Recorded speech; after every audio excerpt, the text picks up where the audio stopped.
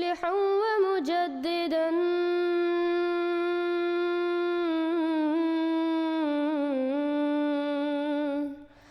فارنوا بنظر طاهر وجناني.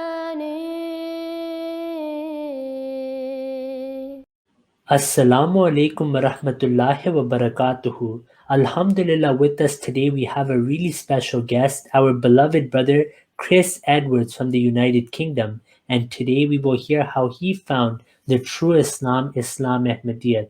Assalamu Alaikum, dear brother. Wa alaikum assalam wa rahmatullah, and all my friends watching. Yeah, so here I am. So thank you very much, Rosie, for giving me this platform to give you a little a walk through my journey so far. So I'm 52 and I converted on the 6th of January 1990. And so I grew up in Herefordshire, which is sort of the countryside, which is where there are many cows and the Special Air Service, the SAS are based. So Herefordshire, a very nice country environment where we didn't see a lot of diversity. We didn't have many people of colour. We didn't. We went to Church of England, and I grew up as a punk, and I was in a punk band. This is our band, Decadence Within, and this is me playing guitar in a gig in Coventry. So anyway, so I had lots of fun playing cricket, playing guitar, riding push bikes. You know, my dad was a great friend of mine, and we did all sorts of fun games with dad. Dad was a very country man, and used to drive rally cars, and we loved motorsport. And I was very lucky. I had a charmed existence through growing up. But also through the punk band, I had a period when I was vegetarian and then vegan, back when it wasn't fashionable. And I actually was probably, you know, in the punk band was a situation where animal rights were important to me at the time, and still are. I would say that still very keen that when we have meat, we should have free-range meat, be it flexitarian. So that's certainly when I went to university after meeting some really good friends at Sixth Form College, Hereford Sixth Form College. Big shout out to all Jim and Mary Dees and Don Turner and all my friends there. So I'm still in contact with some marvellous people there. We met some great friends at age 16, 18, doing my A-levels. There we met really different and quite a broad range of people in touch with spirituality, maybe came from a Catholic background, or, you know, a few were practicing Christians, but most people were generally into Echo and the Bunnymen and independent music, and we all enjoyed that sort of scene. So when I, at 18, had a great relationship with mum and dad, but I moved away to university, and it was there at university you start meeting different people.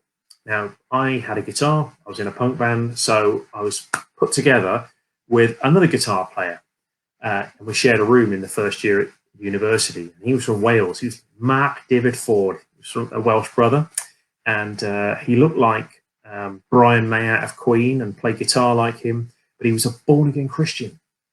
And I was doing geology at university, where I learned that the Earth's 4.6 billion years old, and rivers take millions of years. The Grand Canyon is, you know, it can take ages. And he would tell me that no, 4,000 years old, the world. Now, I must admit that really put me off.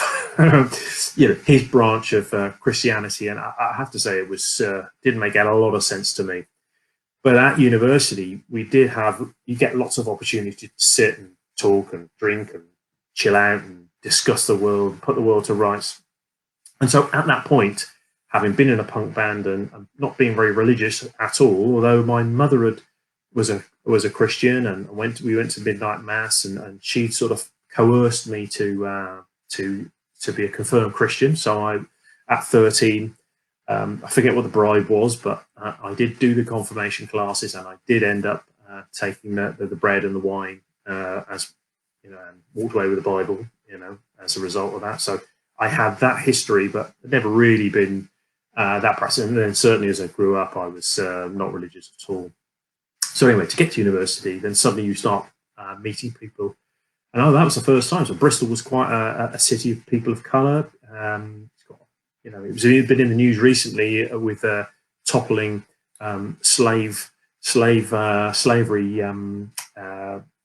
statues into the harbour there. So it's even now it's a political place, and I think there that I met different people of different faiths, people of colour, and that was great. You know, introduction to me. I mean, as a punk, you're right on. You're certainly against racism.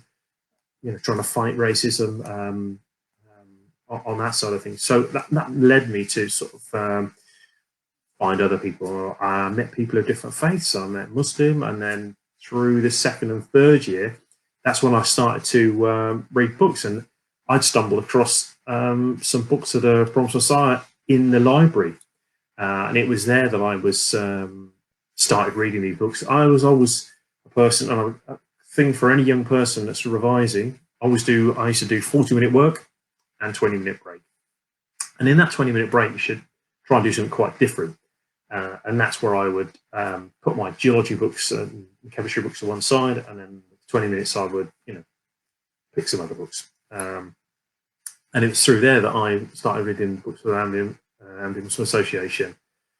Now, as a vegetarian, when I read Philosophy's Teaching of Islam, I found that, you know, when he says, there was a talk about vegetarians, and if you don't eat meat, you're, you know, you can be weak, a lion is strong, and this, that, and the other. So I did have difficulty with that, I have to say, as a vegetarian. But I could see that, you know, there's a great deal of logic in there, and I then carried on reading those books. I actually wrote off to Sheep Hatch Lane down in sleepy Islamabad at the time, and actually sent me some more books. So I basically was a voracious reader and read all those.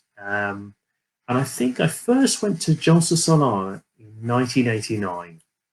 I think I went to in 1989. I checked my diary not that long ago, actually. So I think that was maybe the 100th year, around that, around the centenary, and it was there that I through a contact at university with their family, I'd visited, and I went, I think, on the Saturday and the Sunday.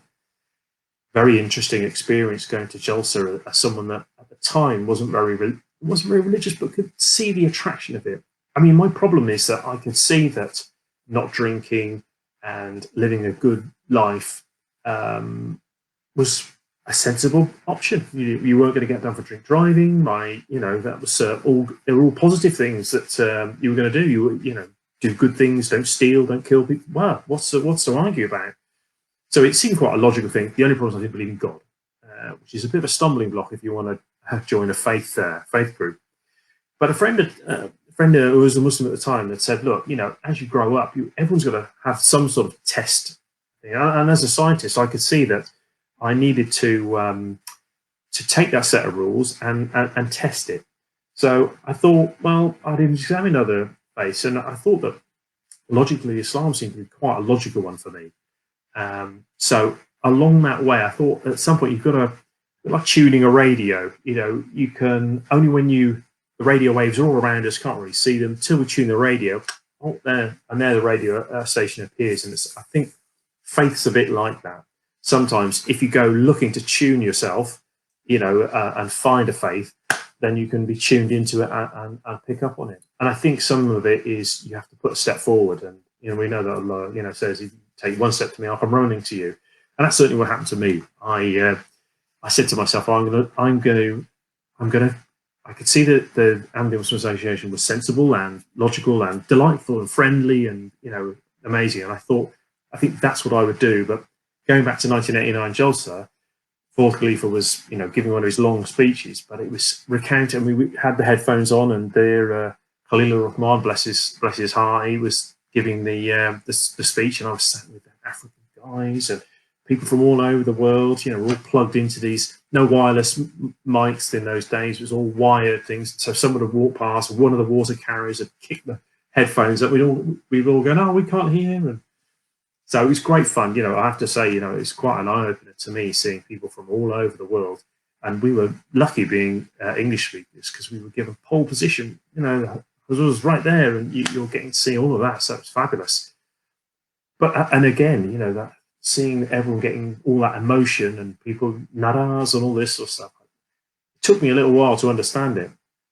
And I'm obviously a bit skeptical at the time, you know, when Huzur says, oh, this, we prayed and this happened. And then amazingly, this happened. You know, going through all these cases, and then this man did this, and you know, all these remarkable coincidences. But obviously now I know that he's telling the tales that we know. You know that this is, you know, Allah's mercy. He's come to people who have asked for prayers, and he's delivered. But at the time, I was thinking, wow, it is strange. It was a very moving experience down in Islam back in those days. You know, the old creaking marquees, like a ship blowing in the wind. Fabulous. And everyone was super friendly, you know, delighted to see you. And I certainly went to Fazl Mosque as well on another occasion, and they couldn't have been more charming, you know, as much tea and cake as I could have consumed. Take away as many books as you want, and delightful, really, really lovely people. And I think that was kind of the touchstone, really, isn't it? That if you go to a faith group and they're a little bit funny, you know, it's a little bit odd, that puts you at a ill at ease, really. But I always felt very, very comfortable. So I could see that this was quite a logical path. But then what to do? Did I believe in God? Don't know. So 1990 was a big year for me. I was going to graduate, got a new job, going to move to London, and so, you know, 89, 90, big changes in life.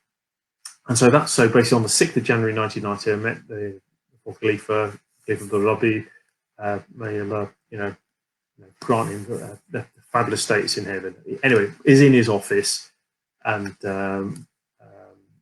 Saki Subs was still alive then, and he was looking after the foreign missionaries and stuff like that. So he was very helpful in helping me along. So I did bed in the office there. Because I wasn't married, I got a chocolate bar, which is very nice of him. So yeah, it was great. So anyway, so I set off on that journey then, 6th of January 1990.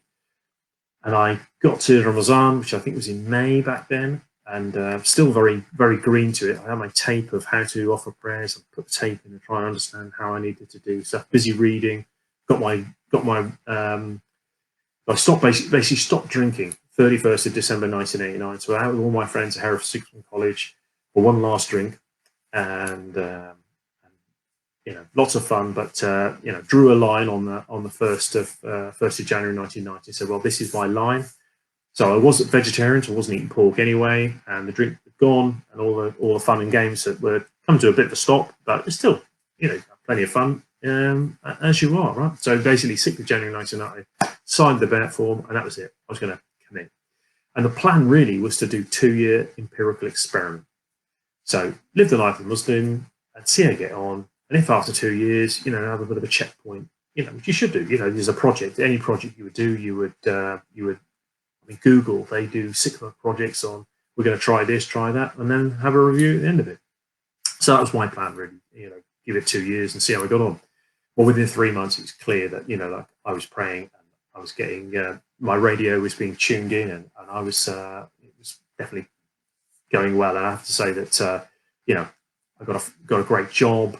I then got a marriage situation. I was in, you know, then I did really well at university, and you know, so you know, the reign of Allah, you know, merciful, you know, everything was fabulous. So had a fabulous summer 1990. And I have to say, in May 1990, during Ramadan, I was still quite green. So I knew that Friday was a special day. So I think, but I was studying, you know, it was very difficult. Ramadan back in May, was difficult in the UK. So you know what? I'll do the special days. I'll only do the Fridays. You know, like, you know, back then you didn't really know that you should not do the Fridays. So mental note to everyone: don't pick Fridays, especially for that duty. But anyway, that's what I did. And then, so basically, come October, I was in London, and been now married, starting work. You know, big changes. I think 1991 we then had a Gulf War, so I was then starting, and I was working in the city as on a futures trading market. So if you've ever seen futures trading back in the old days, it's all funny coloured jackets and arm waving and screaming and shouting. It's quite an aggressive place to earn a living. And there's obviously there wasn't many white Muslims knocking about, and it's the Gulf War. So I have to say, 91, 92 was quite difficult period for me, you know, that I'd accepted a new faith. I was on the tube going into work, and I was voraciously reading all of the Jamaat literature. And I would sometimes come back from work having a, you know, you'd probably say being bullied at work, really. People, you know, saying, you know, inappropriate things, or which side are you on? And I think, you know, the war was not an easy time. You know, certainly for us working then, there wasn't very many Muslims knocking about, and people weren't seeing it. I mean, this is pre 9/11 as well, so they didn't have that hate. But anyway, so sometimes I would come back and I would, you know, go to Asr prayer. I'd be lucky I would finish work at 4:15, be on the tube home, and sometimes, because I was living sort of 10 minutes from the mosque, so I was very, very lucky. And I'd read Gardens of the Righteous, the book of Hadith, in that first summer, and I'd seen that Fajr prayer was a really good way of getting organised, and you're up early, then, you know, you've got the rest of the day to yourself, and you've made the best start of the day. So I would often cycle them at Fazl Mosso, probably doing that 3 or 4 times a week, and I was lucky, you know, from there go off to work, take the tube into work. So depending on sort of like timeline, that was a really good option to do. So I soon became quite regular attender, and, you know, had a bit of fun, you know, with everyone there. And in 1993, I moved down the road. We bought our own house, you know, 10 minutes away to my mother-in-law, Mrs. Ahmad. It was really delightful. So I'd learned a little bit of Tora Punjabi board. I'd learned a little bit, but I was speaking, you know, you know, there was more women than men in the house. So I was learning Punjabi as a female speaker. You know, I wouldn't know Patli, Patala. Still a bit confused. Anyway, so we moved out, and then, mashallah, we had a child in 1993. So that's the journey, and from then on, it was a case of I joined the community, and I was then sort of general secretary of Mosque Holka. So I think 92, 93, 94, I did that duty for a few years, and I was trying to get people to attend various functions. And with Jalsa, you used to get these Jalsa cards come, and actually, as Mosque Holka General Secretary, I would get all of the Jalsa cards and have to distribute them to all of the members of the community. And one of them was Hazrat Khalifa Masih, you know, the fourth Khalifa was there, so I had his Jalsa card, but I had to deliver to the security cabinet saying, well, can you pass that on to the boss and the rest of his family? So quite funny, you know. So it was very nice, actually. Now we're seeing the MCA started, so we had a few, you know, Rafiqiyat. I used to do the MCA news, and we had a hoot doing that. We did an outtakes show on there called Oops. So I was the narrator for that, and we got into a bit of trouble for that. But there are some bootleg copies of Oops, the TV show, knocking about. So that was a bit of fun. So everyone that in the community was delightful.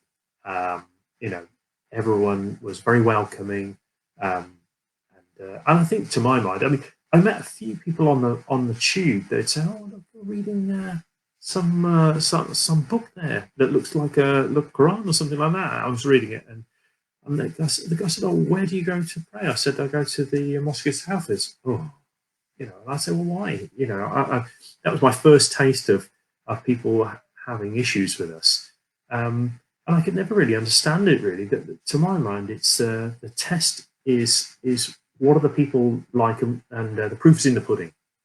So, you know, what does a Khalifa do? Okay, he's got given a nice Mercedes, and that's about it. He was living in a flat in Southfields, praying, you know, early in the morning, late in the evening, you know, doing tremendous amounts of work. And it's not like, you know, to me, a proper cult would be the top people are living the high life. They're, you know, jet setting here, there, and everywhere, and it just looked like I was had the hardest job going. You know, like quite the reverse. The money seemed to be all allocated. It was all very organised. So I thought that was delightful. I'd heard horror stories of people in other faith communities, Salvation Army and other places, where people had taken the money and done a runner here we seem to be very rigorous, and that's what I really like, the fact that our community was very sensible and prudent and that. So I have to say that in my early years, I thought all that was fabulous. So yeah, got a bit involved in MCA. We also had Humanity First came along, so I've been part of that from early days. I didn't go out to the convoy in Kosovo, but certainly knew and respected the guys that did go on that trip. So we were, been donating from day one, really. So I've been involved since the beginning, and I'm now a trustee of Humanity First International. So I thank you for all the people watching that have donated to Humanity First International. I want to plug all the work people do around the world for Humanity First. And if you don't do work for Humanity First, please do. Give us some money and send your children to come and help us paint some schools and stuff like that. It's a fabulous, great for teenagers wanting to put something on their CV. A really, really great opportunity. So I thought Humanity First was fabulous. So the community is peace loving, does loads of work for charity. Litter picking, we do all these charity walks. That was great fun. I mean, I couldn't see anything wrong with it. I loved our story about Jesus in India, so tried to explain that to a few friends. And it's been a bit of a challenge. My children went to the local Church of England school around the corner from Fazl Mosque, St Michael's School. There's some brilliant practicing Christians there, and we would often have some good dialogue, really. And I would always say, look, if you are right, well, let's pray that, whichever is the right path, let's, guide us on it. And I've never really felt been dragged too far away. We're lucky that Ramadan comes every year and brings us back to Sirat al-Mustaqim, the right path. So that's always a good way of bringing yourself back. So I think that's really where we see it. So I've been very, very lucky. I've had I've always been quite good with work. Certainly when I finished on the life floor, I went at electronic in 98, 99. So I ended up working for big banks. And there I'd see a lot, it became much more diverse. And I'd see a lot of other Pakistani Indian Muslims that weren't part of the Ahmadi Muslim Association. They would always ask, they say, oh, so you're Muslim, okay. And they would always like, oh, right, they would, we'd always have a bit of a joke about it, really. That we once moved buildings, and Akil Rahman, who's a non-Ahmadi Muslim, very nice guy, big beard, but we always had a bit of joke and banter, and I'd offer him some advice and vice versa. And anyway, he moved to the building first, so there you go. So, well, where's the prayer room? Okay. So he took me up to the prayer room. I said, well, which way is Qibla? I said, well, we do it this way. I don't know what you do. So he'd always been joking, whether we'd have fun, but I always made a point of attending the prayer room, and I think by practicing and being a good and showing that this is what you do, and look, you pray the same as them, your Quran's the same as them, within reason, the English translation might be subtle, the subtle differences that we know about, but I thought it was really important that we always try to show that. A good example, right? And that was really what I was trying to do. So I think that in my work, I've always tried to show that. I don't think I'm particularly. I mean, some people will be surprised. We'll go to someone's leaving drinks, and I will attend, and I won't be drinking alcoholic beer. Oh, why is that? Maybe some people, the people closest to me, will know that at 1:30, I've got in my calendar at work, I'll be off offering my prayers. So, but not everyone really picks that up. So sometimes I think it's important. I mean, some people say, oh, you shouldn't go to these drinks. Well, I'm like, hang on a minute. This is part of the belief. I think, to me personally, and I think that's a personal view, and it's up to others. But I'm quite happy that having dialogue with people, I think, is really important to show that we're A, normal, and B, that, yes, we might be outside their comfort zone, but we are just absolutely normal. I think I'm bog standard British bloke, like motorbikes, love the cricket, but that's it. I'm a Muslim, and that's what I like to do.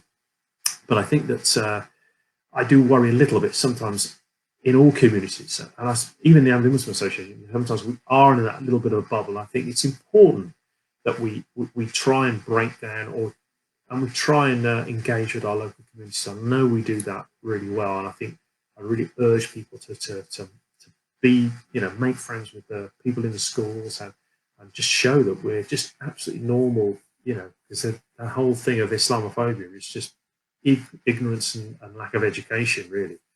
So I think it's my duty, certainly when Twitter was rife with all the trolls slagging off Muslims, especially with, in a post 9/11 scenario, it was, I think, duty of all the converts to come forward, because I know as an early convert, you get very zealous and you go to prayers, and it is very easy to get, to overcommit, and then but the middle path is, your family and your work and everything. You have to treat your life as a whole, and you can have a large portion of Islam, but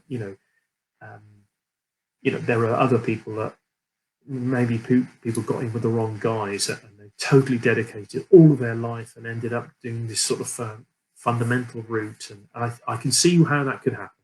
I really can. And I know some converts have become missionaries and gone that extra step, and all credit to them for doing that.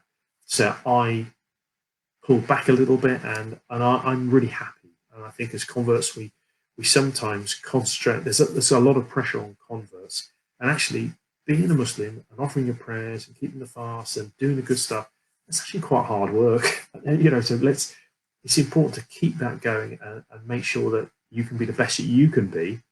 And I worry that sometimes people end up trying to do too much, and then they sometimes don't really follow it through. So I think that it's important that we all get a right balance.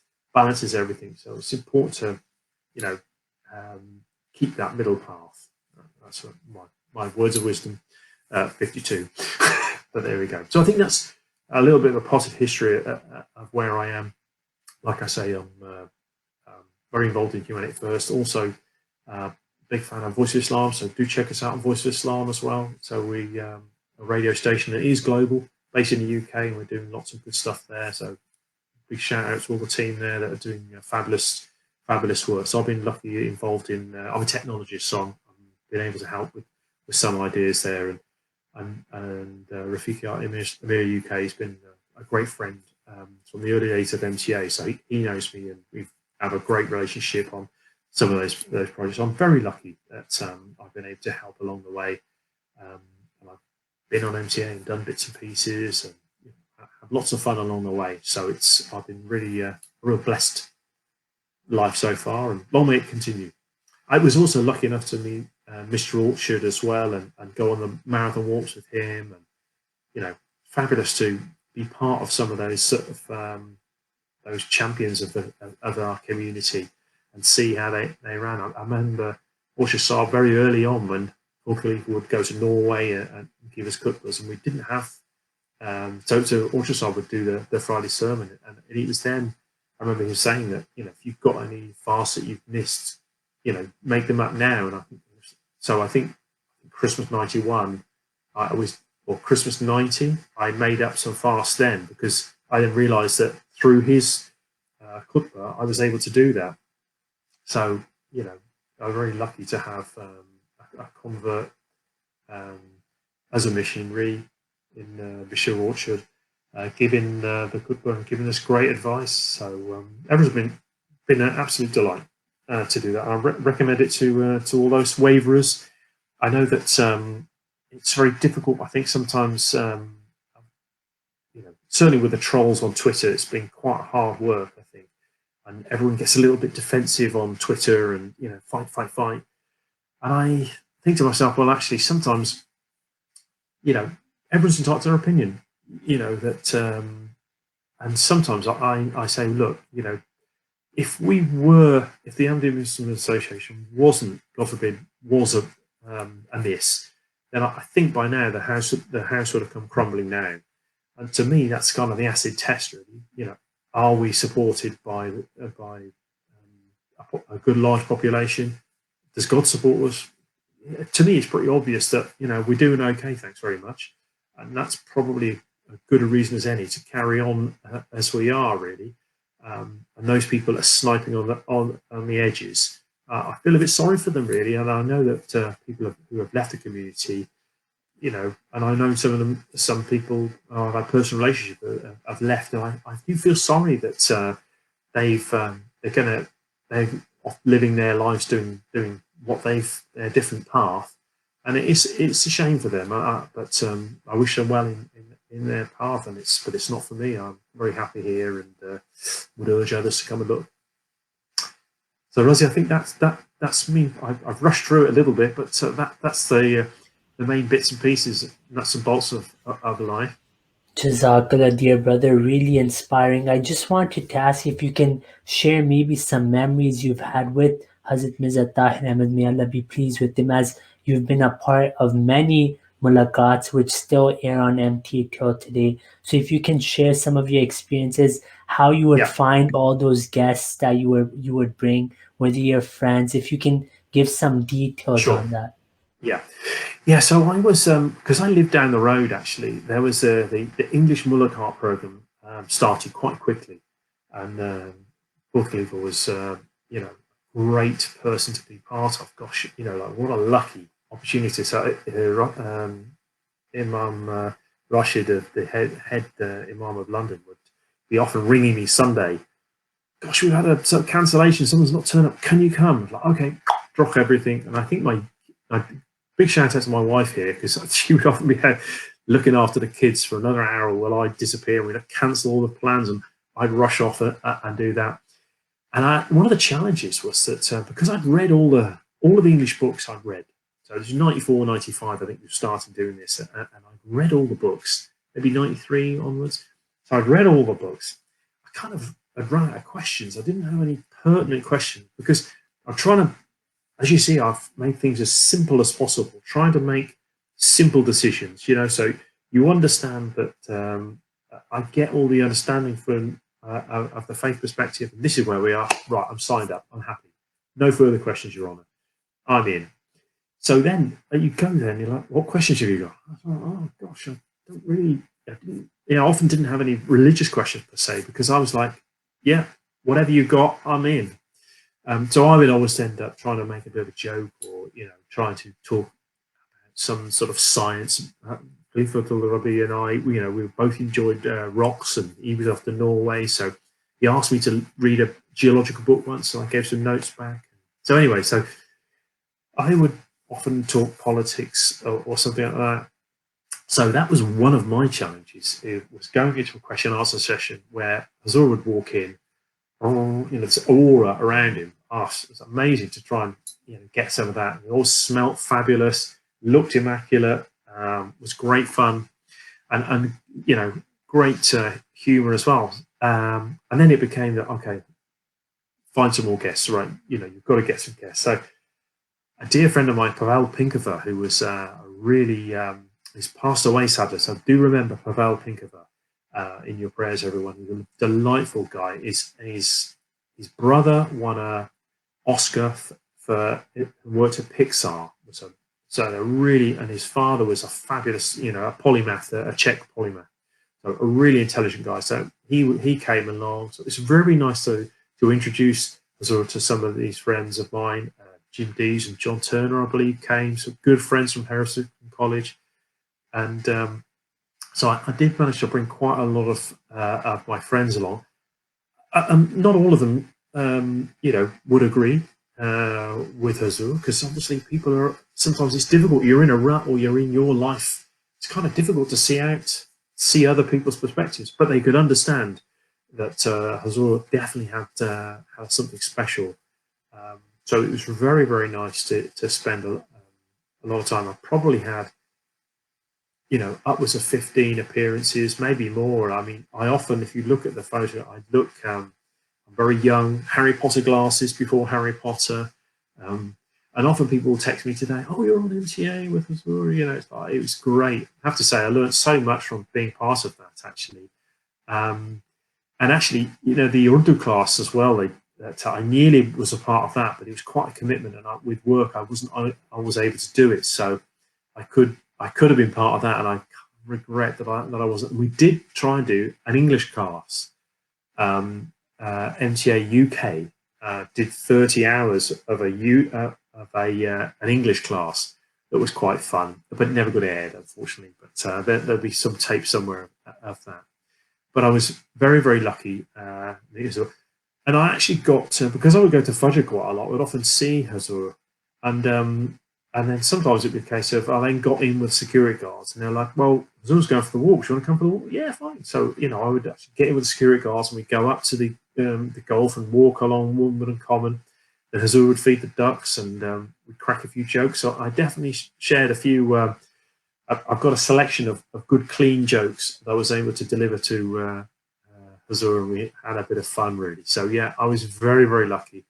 That he would always, give me a smile, and through his prayers and through everyone else's, prayers, it's been a very charmed life. And even the current Khalifa as well.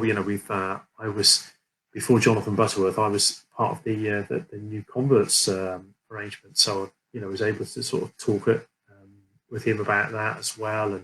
And we're very lucky to have these people of great religious standing and this great aura about them. So it's very nice, and I think we are privileged as converts. We do get treated with kid gloves, and we get great opportunities to be shuffled forward. So we're spoiled. I definitely think we're a little bit spoiled. I feel sorry for the many Pakistani brothers that are they're like, hey, why can't I?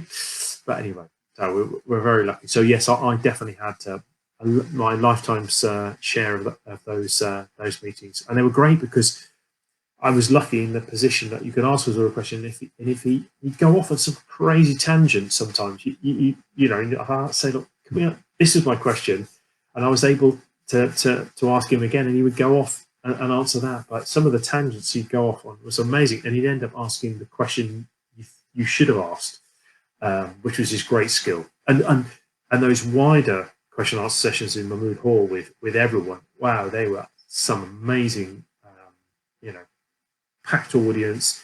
And he was such a great raconteur, really. It's a tremendous. We miss him every day. But, he was very, very, very lucky I was at the time. So, forgive my terrible 1990s clothing and terrible glasses, but I was young. Forgive me. MashaAllah, really inspiring. And dear brother, the guests you would bring, what was their reaction to beloved Hazur's answers on these difficult questions? What would they tell you? And would they want to come again and again? Yeah, I think the thing is that a lot of them, difficult people in the West, they are they're quite happy to. Yeah, I've done that. Thanks. They if I ask them to come back, they maybe not. I mean, certainly Pavel was a great thinker, and I remember he talked to me. Hazur talked about absolute justice, that it was a rock that you should test everything against, and he thought that was a wonderful. And this was a PhD in physics. He was a brilliant mind. Pavel, God rest his soul. And he really enjoyed spending that time. I mean, everyone I brought remarked how wonderful Hazur had been, and felt that they'd been a party to something special. Unfortunately, it's a momentum thing. Sometimes, as a convert, you need a little bit of momentum, and you need to be going in that direction. Now, even if you meet Hazur, maybe if you don't. Yeah, you can see that there's something there, but you're rolling in a different direction. Yeah, miss out. I think that's one of the challenges in people. It's so easy in life to have these chance encounters. I mean, I do a few mosque tours, so you see people. They'll see how wonderful we are, but they'll go home and they go, "Oh, they were really nice," but then they'll just crack on with their life, and they're in their little world.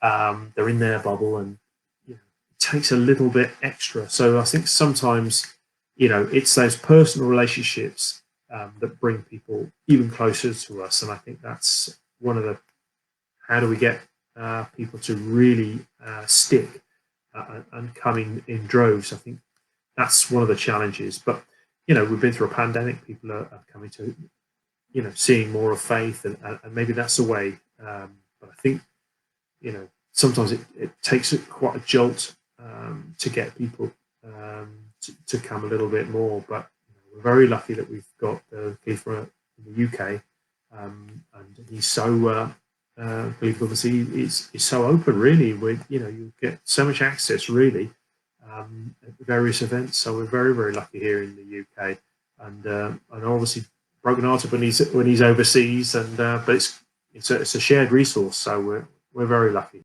Jazakallah, dear brother. And if you want to also share some of your experiences with Humanity First and how you are active with Voice of Islam, you can once again mention that, and then we can, inshallah, close up. Yeah, I would actually say one thing as well, that I know that the current Khalifa, he's very interested in farming and stuff like that. So one thing that I'm very lucky that I've got a friend who's a beekeeper, Shia brother, who's been helping us set up the Humanity First honey. So if you're in the UK and you've seen our honey, we've got the beehives now down at Hadiqat al-Mahdi.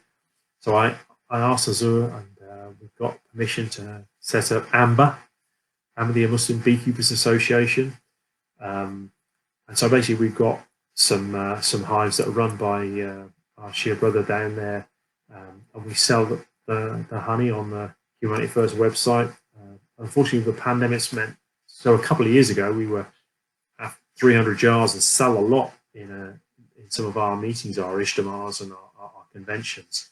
And when the pandemic rolls over, then we will definitely be doing that. So that's been a really interesting project as well. But something maybe in my retirement or something like that, we can do a little bit more of that. So with Humanity First, it's been fabulous. Hazur actually, we had a few reshuffles, and I was asked to be a trustee. And the trustee is meant to be guiding, and it's a sort of quite an onerous governmental task to do that. But we're very lucky. The chairman and the directors there run a really good shop in Humanity First International, and the guys in the US, and Germany, Canada, UK, and Uganda, and wherever, fabulous.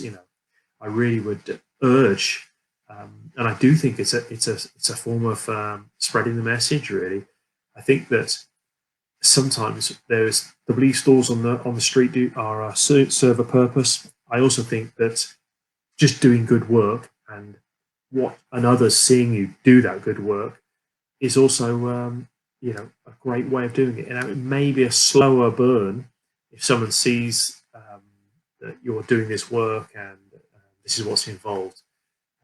But I think, why Humanity First? And there's a little story behind Humanity First. So that's also very good. With Voice of Islam, it's been fabulous. I've been able to do, taking people on tours of the studio and getting involved in that. So I think that's been great to try and to involve externals. We're very lucky that we have some live shows, and we get lots of external people calling in, and we're like Nice FM, we're Radio Nice, because there's no adverts, and we're not shock jocks. Our presenters are not coming on to attack. We give people a platform, and I think people really respect the fact that they can come on and they can talk about their expertise. They may be an expert in whatever, but Voice of Islam is doing a brilliant job. And there's also the analysts. I've been helping there as well. I think that I'd recommend people look at the analyst that's coming out, follow Mansour Clark and his great work there. We've got to provide people with unbiased news. Voice of Islam is giving a platform where there's no adverts, and there's a good balanced mixture of stories. The analyst is pure news. There's no faith stuff on there, but like review religions. All of these are fabulous things because they're providing good content, and I can't argue. I think that maybe the anti-Ahmadiyya people, are a little bit jealous of what we've achieved. I think that, but I'm happy to pay my money because I definitely see it being. I don't see it being wasted. I really don't. I mean, I can't see anything wrong with it. It's just that the fruit is there. And so you've got to be pretty blinkered or pretty poisoned not to see that we're providing some great stuff around the world. I mean, the food banks in Canada they've been doing, and all of the work that the Guatemala hospital man, it's amazing, just marvelous, really, to be doing that. And I'd urge people, if you've got a couple of weeks off and you want to do your Wakfi Arzi, I mean, look at those guys who went to Belize and basketball. Shout out to my brothers there that did all that fabulous stuff. So it's really the world's your lobster, right? You can do what you want. So do come to Humanity First with ideas. We need volunteers for all of these great initiatives that the community is doing. And I think that's one good way of doing it. Not everyone can be a missionary or can be doing these active tabligh stalls, but these other ways of doing it. You're providing work for and providing a real workforce for this fabulous work that can be done. So if you're 16 and 17, 18 and whatever, you can definitely get involved. We need young, bright people to come forward. Or if you're 40 and bored, come and sort us out. I'd say that volunteer work is the best thing for you because, by helping one person, you're actually helping yourself. So it's a win-win, that what else are you going to do? Waste your time watching television. Come and do some volunteer work because you'll get a lot more out of it. So that's my 2 pence anyway. Certainly we've got Ramadan coming up, so we look forward to for pushing those things a little bit more. But I'd like to thank all those people that are volunteering for Humanity First and urge you give a bit of money if you can.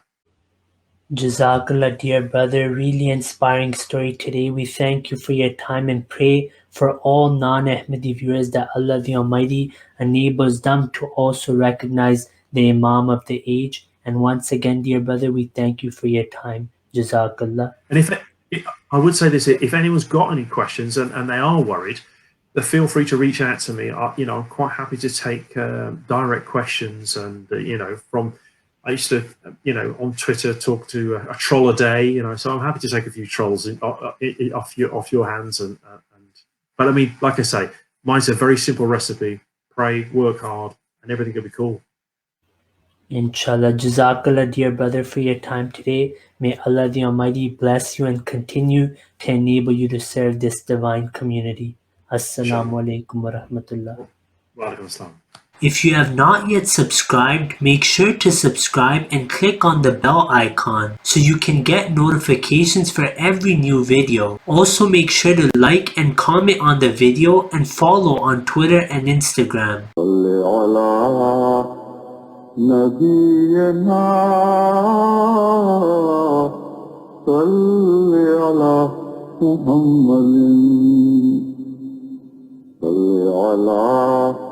سفينا صل على محمد